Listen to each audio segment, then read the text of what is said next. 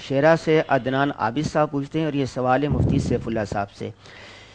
سوال یہ ہے کہ اگر کوئی شخص حرام پیسے سے انٹرنیٹ پیکج کرتا ہے اور اسی انٹرنیٹ سے آن لائن سیلنگ کرتا ہے، بیچتا ہے کوئی چیز، یا کوئی اسکل سیکھتا ہے، ٹھیک ہے، اور اسی اسکل سے ارننگ کرتا ہے یعنی سیکھتا ہے، تو کیا یہ حلال ہوگا یا حرام؟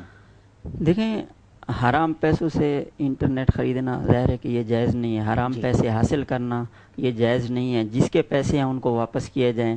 اگر وہ فوت ہو گیا ہو تو ان کے ورثہ کو دیے جائیں، اور اگر وہ نہ معلوم ہو سکے تو پھر مایوسی کی حالت میں اس کی طرف سے گویا کہ صدقہ کے طور پر اس کو کسی مستحق کو دے دیا جائے. تو یہ تو ان کا ایسا ہے کہ حرام پیسوں کے ساتھ نیٹ خریدنا.